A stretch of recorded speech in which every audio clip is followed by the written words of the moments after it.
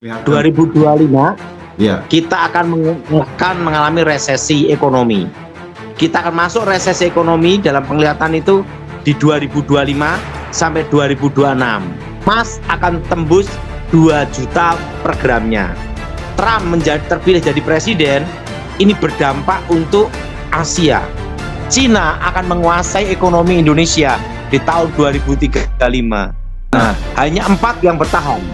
Dengan Presiden Prabowo ini, Indonesia menjadi macan Asia maju.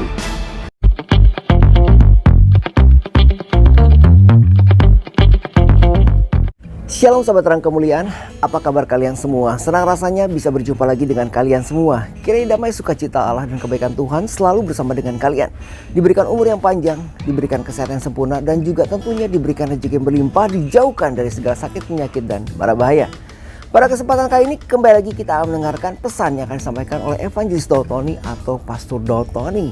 Nah, kali ini beliau sharingkan informasi kepada kita seputar tahun 2025 di depan ya, terutama tentang Indonesia ini. Nah, sahabat terang kemuliaan, sebelum kita lanjut kepada videonya, mari kita masuk ke dalam doa. Tuhan Allah Bapa kami yang berada dalam kerajaan surga, terima kasih Tuhan Yesus kalau sampai hari ini Bapa, penyertaan-Mu luar biasa mencukupkan kehidupan kami, memberikan kami kesehatan. Penyertaan-Mu Tuhan sungguh tidak terkira Tuhan untuk kami semua. Terima kasih Bapak, Engkau maha baik. Bapak, terima kasih Tuhan Yesus, sebentar kami akan mendengarkan pesan-Mu ya Tuhan. Kiranya Engkau memberikan kami hikmat marifat agar kami bisa mencerna dengan baik. Terima kasih Bapak, berkati kami semua yang akan menonton video ini. Di dalam nama Tuhan Yesus kami berdoa, haleluya, amin. Sahabat terang kemuliaan, bicara tentang 2025 melalui video Zoom yang dilakukan oleh Bapak Evangelis Daud-Tony atau Pastor Daud-Tony dengan Bu Cekli yang ada di Amerika. Jadi banyak sekali diisukan bahwa tahun 2025 itu akan penuh dengan kesulitan, akan datang masa resesi. Nah, di sini Evangelis Daud-Tony atau Pastor Daud-Tony akan menjelaskan kepada kita semua, menerangkan kepada kita semua apa saja yang kiranya akan terjadi berdasarkan penglihatan Bapak Daud-Tony ya.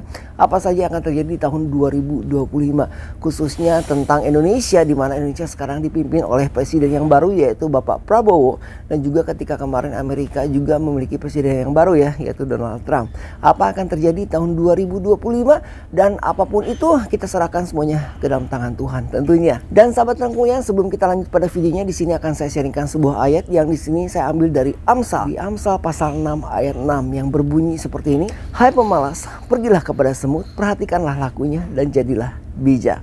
Jadi di sini di ayat ini kita belajar bahwa kita janganlah menjadi seorang pemalas. Janganlah kita hanya mengharapkan belas kasihan Tuhan tanpa berbuat sesuatu. Jadi lakukanlah sesuatu. Tuhan telah menciptakan kita manusia ini dengan sempurna ya. Telah diberikan akal dan pikiran, juga diberikan panca indera yang tentunya bisa kita gunakan untuk mencari nafkah. Jadi bekerjalah, rajinlah, karena Tuhan ingin kita memaksimalkan apa yang kita miliki, dan biarlah apa yang kita hasilkan dari usaha kita itu kita serahkan semuanya kepada Tuhan tentunya, karena Tuhanlah yang memimpin atau merencanakan kehidupan kita ke depannya.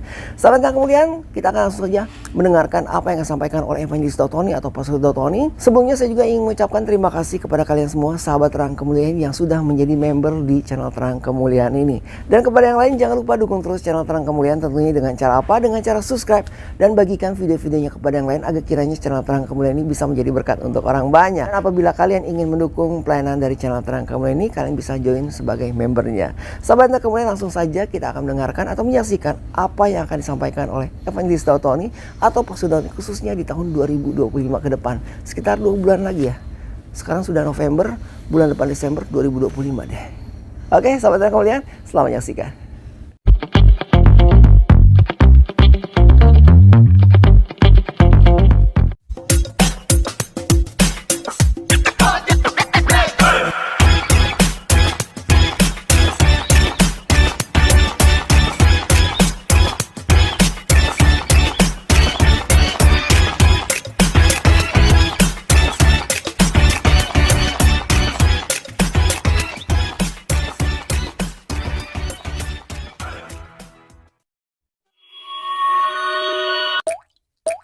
halo Pak Tony, selamat malam. Wah, waktu Selamat Indonesia. malam. Ya, Oke. ya. Jadi kita mau tanya nih, satu satu hal yang sangat menarik daripada cerita Pak Tony waktu itu saya dengar katanya pernah diperlihatkan bahwa Pak Tony itu melihat wajah dari Gibran bahkan sebelum dia terpilih ya. Itu ceritanya gimana Pak Tony? Itu terjadi di tahun 1996. Jadi saya melihat hal-hal yang akan datang, termasuk SBY. Nah, setelah itu saya melihat di tahun 2024 itu ada seperti seorang anak muda yang akan jadi cawapres. Oke. Nah, karena itu pada waktu 2021, waktu itu saya ada di Binagraha, ketemu Kepala Staf Presiden Jenderal Muldoko. Setelah itu ke rumahnya, saya memberitahu bahwa cawapres itu nanti Gibran. Tahun 2021. 2021. 21. Oh, oke. Dan waktu itu Jenderal Muldoko berkata tidak mungkin. Pertama masih terlalu muda, Iya. kedua undang-undang. Iya. Iya, of Nah. course. Kalau saya jadi Muldoko juga saya bilang gitu, Pak Tony. Nah, tahun 2022, waktu itu di Gedung AH Nasution lantai 9. Waktu itu saya bertemu Mayor Jenderal Glenny Kerupan. Nanti itu sahabat saya. Nanti saya ceritakan bagaimana pertemuannya. Iya. Nah, bagaimana saya kenal beliau pertama kali. Iya. Nah, waktu itu saya beritahu Mayor Jenderal Glenny Kerupan bahwa cawapresnya nanti Gibran. Karena saya sudah melihat itu sejak tahun 96. Nah, Mayor Jenderal Glenny Kerupan berkata tidak bisa. Tidak mungkin. Karena dari PDIP meminta cawapres itu Prabowo, capresnya Puan.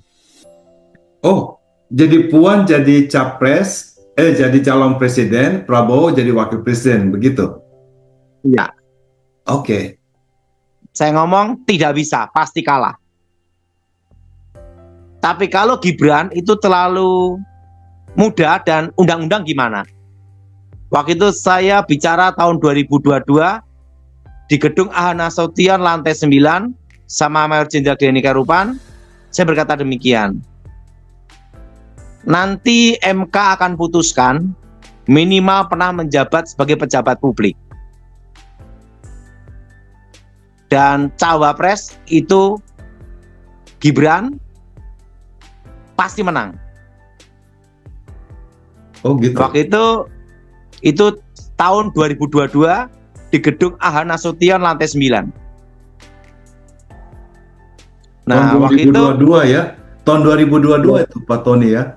Pada ya, waktu itu tidak pernah kedengaran even Pak Jokowi bilang tidak mungkin, saya tidak mungkin lah anak saya akan jadi presiden atau calon presiden atau apa gitu, tidak ada, bahkan tidak ada ide waktu itu ya, tidak pernah terbersit ide waktu itu. itu sudah ada di media sosial, di medsos tahun 2022.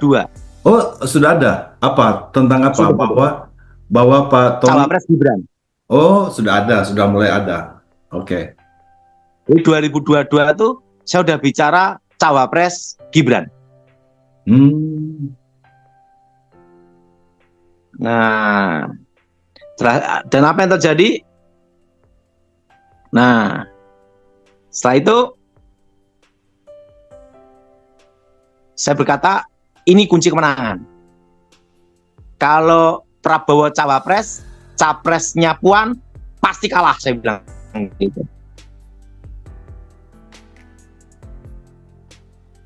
Gitu ya. Oke. Nah, saya maaf Pak Tony, suaranya putus-putus. Ya. Silakan Pak Tony. Dan tahun 2023 langsung saya gencar mengatakan cawapres Gibran. Capres militer 95% menang, saya bilang gitu. Saya tidak berani berkata 100% karena ada undang-undang Bawaslu. Oke. Jadi saya berkata 95%. Gitu ya. Nah, 2024 Prabowo Gibran menang. Termasuk koalisinya Demokrat dengan Gerindra, itu saya dengan Glenny Kerupan. Itu ada ceritanya, Bu C. Waktu itu AHY kan jadi cawapres dengan Anies. Capres Anies, cawapres AHY. Iya. Tapi gagal. Iya. Nah, waktu itu dari Demokrat mau merapat ke PDIP. Iya. Langsung saya calling Mas Ibas, anak Pak SBY, anaknya Ibu Ani kan, karena Mas Ibas kan tahu siapa saya kan pengawalnya Ibu. Iya. Pengawalnya almarhum Ibu Ani. Saya beritahu sama Mas Ibas segera masuk ke koalisi Gerindra ke Prabowo. Kenapa? Pasti menang. Waktu itu saya bicara sama Mas Ibas, saya ini pengawalnya almarhum Ibu Ani dan di bawah sumpah untuk mengawal keluarga presiden. Jadi apapun terjadi saya akan kawal dan jaga Mas Ibas sekeluarga. Nah sekarang masuk ke Prabowo pasti menang. Mas Ibas nanti langsung saya komunikasikan dengan Mayor Jenderal Glenny Kerupan. Karena Mayor Jenderal Glenny Kerupan ada sahabat saya. Dan saya menjadi jembatan untuk komunikasi Mas Ibas dengan Glenny Kerupan. Oh gitu. Nah setelah itu langsung dikasih kode dari Mas Ibas, siap. Langsung Glenny Kerupan berkata 24 jam saya tunggu, langsung masuk. Jadi koalisi Demokrat dan Gerindra itu adalah andil besarnya dari Mayor Jenderal Glenny Kerupan. Oh. Dan saya menyampaikan kepada Glenn, ini adalah anak dari bos saya. Saya pengawalnya, pengawal dari almarhum Ibu Ani.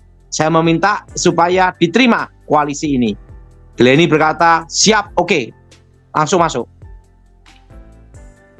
Oh, jadi itulah ceritanya bagaimana AHY masuk dalam koalisi dari Pak Prabowo, betul ya, Pak Tony ya? Iya, karena saya dengan Mayor Jenderal Glenny Kerupan itu ada sejarahnya. Oh gitu, sejarahnya gimana Pak Tony? Tahun 2004, saya kan dilatih sama Mayor Jenderal, saya dilatih sama Jenderal Pramono Ediwibowo. Iya. Karena kan saya kenal Ediwibowo sejak dari Kolonel Ajudan Megawati. Iya. Saya dilatih sama Pramono Ediwibowo itu adalah latihan negosiasi pembebasan sandera. Oke. Dalam operasi Sandi Yuda. Saya hanya dilatih-latih aja, tetapi tidak pernah praktek. Nggak pernah praktek bebasin sandera ya? Nggak pernah? Nah, tidak pernah praktek. Karena apa? Nggak ada sandranya. Iya. Nah, jadi saya dulu basic latihannya negosiasi pembebasan sandera, sama yang kedua adalah strategi analisis ke depan. Namanya olah yuda, menghitung pertempuran. Nah, karena tidak ada sandranya dan tidak ada kerjaan, jadi ini langsung almarhum Ibu Ani Yudhoyono memberi perintah kepada Ediwibowo supaya saya dikirim untuk melakukan penjajakan pendekatan. Itu tahun 2004 untuk penjajakan pendekatan dengan kubu dari Pak Prabowo. Oh gitu. Kemudian? Itu tahun 2004. 2004. Jadi untuk pendekatan dan penjajakan. Dekatin. Nah, dari kubu Pak Prabowo dikirim orang kepercayaan Pak Prabowo, tangan tangan kanan Pak Prabowo yang bernama Mayor Jenderal Glenny Kerupan. Oh, gitu ceritanya. Jadi Pak Mayor Jenderal Glenny Kahuripan itu sudah teman dengan Pak Prabowo dekat dari tahun 2004, 20 tahun yang lalu ya. Mayor Jenderal Glenny Kerupan ini Ya. satu leting Pak SBY, satu leting Pak Prabowo. Oh, even jauh lagi dari itu. Satu leting, satu angkatan ya. Wow. Iya. Jadi kenal Pak Prabowo itu Glenny Kerupan itu ya sudah 50 tahun lebih. 50 tahun lebih ya. Oke. Ya. Nah, jadi Jenderal Glenny Kerupan itu adalah orang setianya Pak Prabowo sejak dari Akabri. Oke. Nah, dari kubunya Prabowo dikirimlah Mayor Jenderal Glenny Kerupan. Ya. Saya dikirim untuk melakukan penjajakan pendekatan ke Oke. Mayor Jenderal Glenny Kerupan. Ya. Nah, dan setelah itu terus berlanjut. Itu pertemuan ada di Pondok Indah, Ya. Oh, pertemuannya di Pondok Indah, Jakarta ya. Jakarta. Nah, setelah itu tahun 2009, tahun 2009, Ya. tahun 2009, waktu itu Pramono Edi Wibowo dan Jen Kopassus, Komandan Jenderal Pasukan Khusus 2009. Ya. Nah, saya dikirim untuk negosiasi, Ya.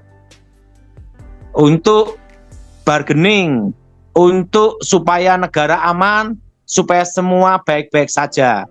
Karena Mayor Jenderal Glenny Kerupan kan sudah kenal saya dulu sejak tahun 2004.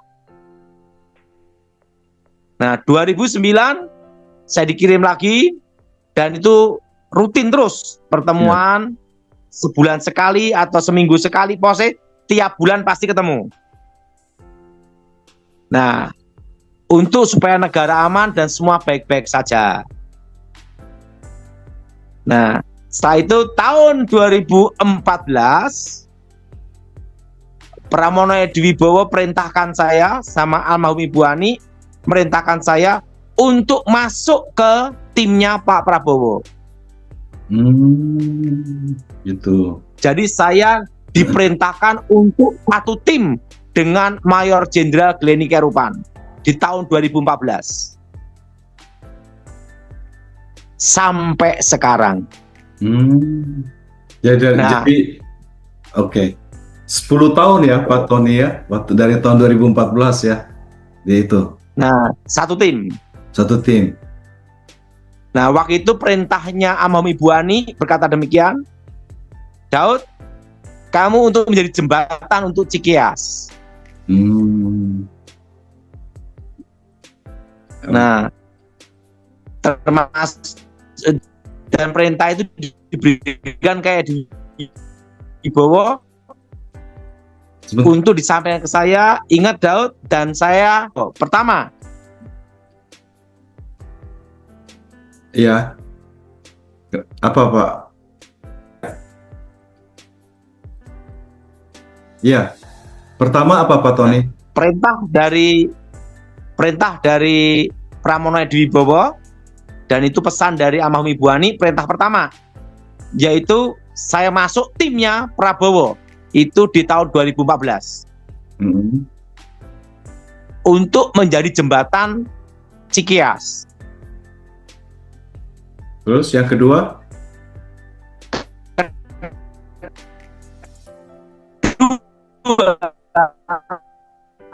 Kedua?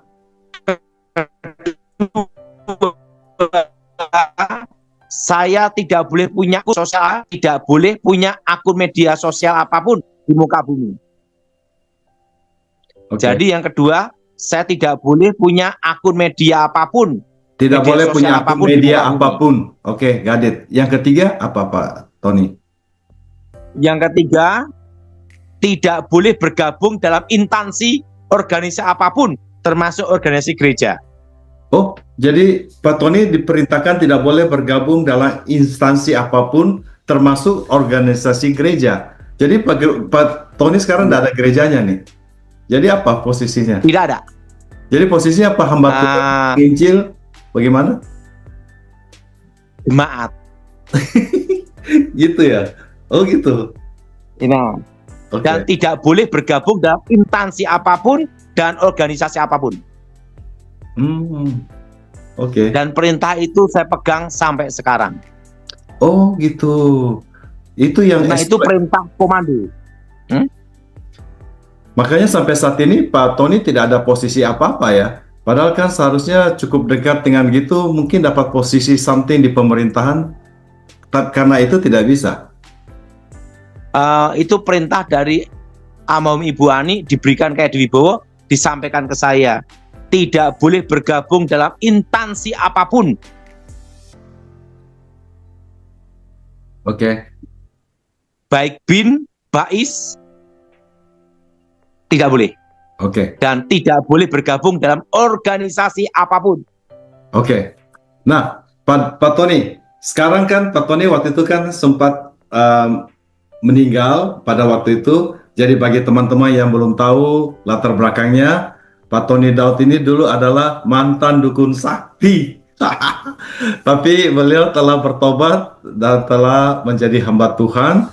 Tapi pada waktu itu sempat ditabrak, sempat tabrakan dengan mobil dan meninggal, dan rohnya ke surga dan diperlihatkan Tuhan akan kondisi Indonesia sampai berapa tahun ke depan, Pak Tony? 2035. 2035. Nah, dalam kondisi itulah beliau mendapat penglihatan apa yang akan terjadi untuk Indonesia, dan salah satunya beliau diperlihatkan akan tentang Gibran. Nah, Pak Tony, saya mau tanya nih, setelah Pak Prabowo, setelah ini masanya Pak Prabowo lewat 2024, 2029, kira-kira siapa yang akan maju ini yang Pak Tony diperlihatkan oleh Tuhan pada waktu itu? Setelah era Pak Prabowo, Ya, setelah era Pak Prabowo ya, setelah lewat ya. Oke. Nah, kita berdoa dan saya tidak tahu 1 atau 2 periode, tidak tahu. Ya. Tapi saya berharap Pak Prabowo 2 periode. Oke. Karena Prabowo ini orangnya cinta negara dan hidup untuk rakyat. Ya. Jadi saya berharap Pak Prabowo ini adalah bisa 2 periode. Oke. Nah, siapakah yang akan muncul yang baru? Siapa ini, Pak? Setelah era Pak Prabowo nanti akan muncul AHY. Oh gitu. Jadi tokoh baru yang akan muncul setelah era Pak Prabowo ini adalah AHY. Oh ya? Tetapi ya, cawapres. Oh, cawapres. Cawapres ya. Nah, capres atau cawapres saya tidak kelihatan, tapi yang jelas cawapres. Oh gitu. Terus kemudian apa insight dari Pak Tony yang melihat mengenai resesi ekonomi Indonesia, bagaimana hubungannya dengan Amerika? Karena saya ini diaspora Indonesia, Pak Tony ya. Jadi di sebelah kiri saya ini kan adalah bendera Indonesia, dan sebelah kanan adalah bendera Amerika ya. Karena saya diaspora Indonesia. Nah, apa yang terjadi nih? Resesi ekonomi ini menurut Pak Tony bagaimana nih? Apakah lebih baik? Bagaimana tahun 2025 yang diperlihatkan? 2025 ya, kita akan mengalami resesi ekonomi. Kenapa? Pertama, kita kan ada yang namanya kena COVID aja kan hampir 3 tahun. Ya. Setelah itu perang Ukraina. Ya. Perang Israel. Global. Ya. Nah, dan daya beli masyarakat turun, deflasi kan 5 bulan. Ya. Nah, kita akan masuk resesi ekonomi dalam penglihatan itu di 2025 sampai 2026. Hmm. Tapi aman karena presidennya Pak Prabowo. Amin. Yang terasa resesi itu hanya di Jakarta. Jadi di Jakarta berarti hanya bagi orang-orang kaya ini yang terpengaruh dengan dolar, yang transaksi dengan dolar apa gitu. Tapi rakyat biasa di daerah-daerah yang di Aman-aman pedesaan aja. apa aman ya Pak Tony ya. Aman-aman aja. Makanya Pak Tony sendiri punya kebun ya sekarang, ya? Iya. Jadi tahun 2025 Ya. yang terasa resesi itu Jakarta sama yang punya utang bank. Ya punya utang bank gitu ya. Kalau rakyat biasa di pedesaan apa semua oke-oke aja. Aman-aman aja. Aman-aman aja. Oke. Dan kedepannya ini Pak Buce Ya. emas akan tembus 2 juta per gramnya. Sekarang berapa? Hampir 1,5 toh. Oh, saya nggak tahu, saya nggak pernah tahu harga emas. Jadi Pak Tony akan melihat prediksi emas ini akan naik terus nih ya. Jadi kalau mau investasi, saya sarankan emas dan perak. Kenapa perak, Pak Tony? Karena perak itu kan satu tambang dengan emas tembaga perak. Oh, gitu. Dan zaman dulu 2000 tahun lebih emas dan perak ini berhubungan. Oh, Jadi dan perak harganya sekarang masih murah. oh gitu. Jadi masih terjangkau ya. Kalau emas sudah terlalu tinggi gitu, Pak Tony ya. Ya, jadi mau investasi perak. Apa ya Pak, mau beli batangan-batangan perak terus taruh di safety deposit gitu? Ya, seperti itulah. Oh gitu. Pokoknya perak itu nanti akan naik secara bertahap. Ah, gitu. Oke. Tapi pelan-pelan tapi pasti. Ya, ya. Nah, Pak Tony. Dan dengan Trump terpilih jadi presiden, ini berdampak untuk Asia. Gitu ya. Ya. Kenapa? Trump akan memperkuat ekonomi Amerika. Dan yang kedua, akan pajak impor yang tinggi, terutama produk Cina. Nah, repotnya ada, Bu C. Ya. Produk Cina nanti dilempar ke Asia semua. Oh, karena nggak bisa kirim ke Amerika gitu. Karena di Amerika pajaknya terlalu tinggi. Ya. Ya. Jadi Pajaknya di Amerika tinggi. ya. Nanti Jadi banyak dilempar di Asia. Nah, Ya. di Asia pangsa pasar terbesar adalah Indonesia. gitu ya. Cina tentu paling Indonesia nanti yang diserbu barang-barang impor. Oh. Oke. Yang repotnya industri dalam negeri. Ya. UMKM-nya ya. Nah, dan yang ketiga ada lagi, Bu C. Cina akan menguasai ekonomi Indonesia di tahun 2035. Cina akan menguasai ekonomi Indonesia di tahun 2035. 2025. 2035. Oh, 2035. Ya. Nah, hanya 4 yang bertahan. Perikanan, peternakan. Perikanan, peternakan. Kedua, pertanian, perkebunan. Ketiga, logistik, distribusi.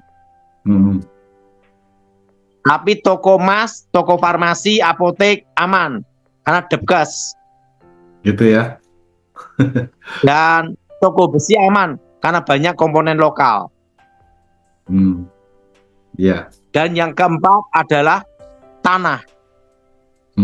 Karena akan ada pembatasan hak kepemilikan tanah ke asing. Hanya 4 ini yang bertahan. Ya. Dan Cina akan menguasai industri IT, metal, aluminium, nikel, industri itu akan dikuasai Cina. Oh gitu, Pak Tony ya. Hmm. Nah, Termasuk tekstil, garment. nah, saya bicara sedikit tentang Amerika ini, Pak Tony ya. Jadi jadi yang kami antisipasi ini begitu Presiden Trump akan menjadi tahun 2025 ini. Yang pertama tentu beliau berjanji akan mendeportasi para imigran gelap. Nah, kita punya diaspora Indonesia di Amerika ini ada 100.000 orang, Pak Tony. Yang gelap cukup banyak ya, mungkin di Philadelphia, di LA, banyak yang kerja mungkin jaga orang tua dari turis, mereka tinggal akhirnya extend sampai gelap. Nah, jadi kita akan antisipasi pada waktu itu penangkapan massal. Kita pernah terjadi memang di Amerika 10 tahun yang lalu atau ini. Saya ingat pada waktu itu semua imigran disuruh untuk yang gelap disuruh untuk mendaftar karena katanya mau diputihkan, mau diberikan izin untuk tinggal di Amerika. Ternyata pada waktu mereka datang, mereka itu ditangkapin oleh imigrasi dan banyak yang dipulangkan. Nah, kami pada waktu itu teman-teman membantu, terutama yang sudah warga negara Amerika ya, menjadi penghubung atau bagaimana. Jadi yang pertama kita akan antisipasi akan kekacauan. Gereja-gereja di Philadelphia kemarin saya lihat ada gereja hitam, mereka menghimbau untuk membuka gereja untuk menampung, melindungi imigran ilegal ini. Yang di Philadelphia ya, saya tidak dengar hal itu di LA. Tapi kalau gereja Indonesia di LA tampaknya saya tidak mendengar ada gerakan itu karena gereja Indonesia di LA lebih banyak cenderung mengikuti Presiden Trump. Saya tidak tahu mereka akan lakukan itu. Tetapi kami punya law, Pak Tony, bahwa sekalipun itu adalah perintah dari federal, yang dari state California bisa membangkang. Jadi caranya kalau polisi dari federal menyuruh perintah itu, tapi yang dari tentara dari California, mereka bilang, polisinya bilang, kan maksudnya itu diperintahkan supaya polisinya waktu nahan orang tanya, status lu apa? Ilegal atau legal? Nah, California bisa memilih untuk mereka tidak menanyakan hal itu. Karena California dianggap sebagai sanctuary, jadi melindungi orang-orang yang melindungi imigran. Yang kedua, seperti yang Pak Tony bilang, kami antisipasi pasti harga naik. Karena kalau tarif untuk 60% kalau Cina dan 10% untuk barang-barang yang lain, itu akan dibebankan pada konsumen. Karena saya biasanya gitu, kalau saya kan impor koral. Kalau harga freight-nya naik, saya lebih mahal harga koralnya. Karena itu dibebankan pada ini. Kedua, karena gara-gara tarif itu akan dibebankan pada kami. Di sini banyak 99 cent store yang barangnya kebanyakan dari Cina. Jadi saya kira tidak akan bisa 99 cent lagi, bisa $2. Kedua, karena banyak imigran gelap ini dibayar murah untuk metik buah-buah, strawberry, jeruk, semua, sehingga jeruk, buah-buah semua banyak itu murah di California. Tapi kalau tidak ada lagi yang metiknya bayarnya mahal, tentu harganya pasti naik. Atau buah-buah yang sudah ada ini tidak ada yang panen gitu, karena pekerjaannya tidak ada. Jadi kami akan akan short buah-buah atau dan kemungkinan harganya naik.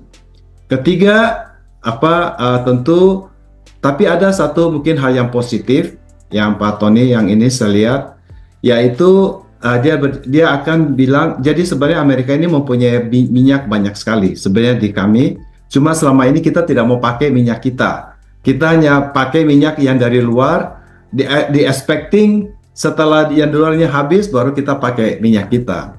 Nah, kalau Demokrat biasanya mereka tidak mau pakai minyaknya, jadi dengan alasan lingkungan hidup.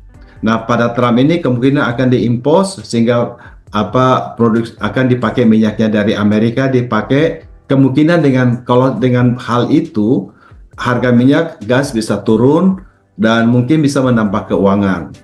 Nah, keempat yang saya takut karena Trump barusan ini merekrut menteri yang mengawasi bagian kesehatan kami adalah dari Kennedy, Robert Kennedy yang orangnya agak antik karena dia tidak percaya akan vaksin.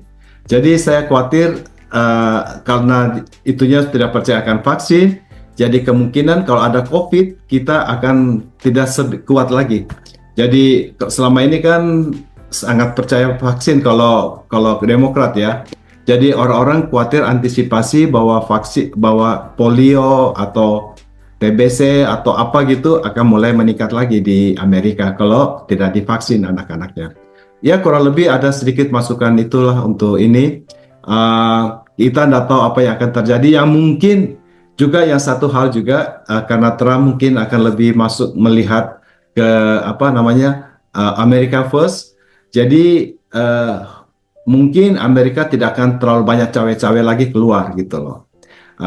Jadi maksudnya intervensi pada pemerintah pada negara-negara yang lain seperti yang telah dilakukan selama ini. Jadi kemungkinan besar itu yang mungkin positifnya mungkin pasti bantuan Amerika untuk Ukraina pasti mungkin dipotong, bantuan untuk Israel mungkin juga akan dipotong karena uangnya dibilang lebih baik dipergunakan untuk itu sendiri. Dari teman-teman kami diaspora Indonesia, Pak Tony masukkan setelah Trump terpilih ini 75% dari teman-teman saya mengirim WhatsApp kepada saya yang saya lihat kayaknya mereka mendukung Trump gitu. Jadi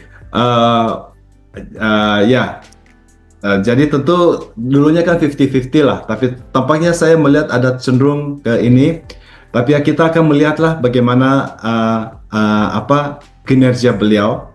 Jadi it doesn't matter apa yang saya percaya ini saya vote siapa, tapi rakyat telah berbicara bahwa Trump menang dari electoral vote dan juga dari popular vote. Popular vote adalah jumlah orang seperti di Indonesia dipakai untuk Jokowi ini dengan Prabowo ini adalah popular vote. Satu suara, satu orang, satu suara. Dia dua-duanya menang di situ.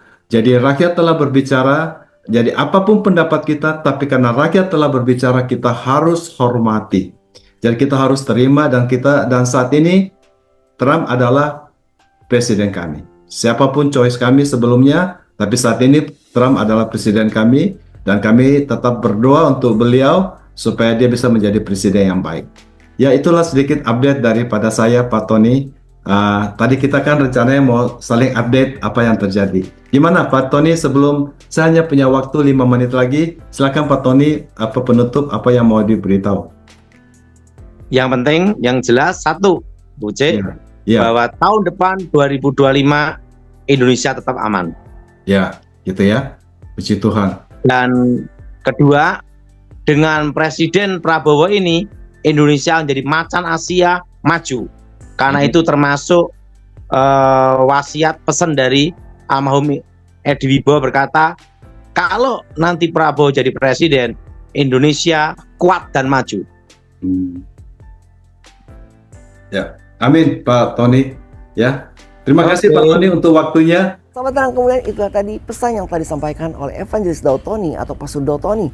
Kiranya apa yang disampaikan bisa kita cerna dengan baik. Jadi apapun yang terjadi di tahun depan, di tahun 2025, kita serahkan semuanya ke dalam tangan Tuhan tentunya. Dan kita berdoa bersama-sama agar kiranya kita semua dijauhkan dari segala mara bahaya, dijauhkan dari segala pencobaan, dijauhkan dari segala hal-hal yang tidak baik tentunya. Sahabat Terang Kemuliaan, sampai di sini video kita kali ini. Apabila ada di antara kalian semua yang terbeban dan ingin didoakan oleh Evangelis Daud Tony atau Pastor Daud Tony, silakan menghubungi nomor WhatsApp yang tertera di kolom deskripsi melalui pelayanan Zoom yang dilakukan oleh Tamwahas TV ataupun Yefta Ministry.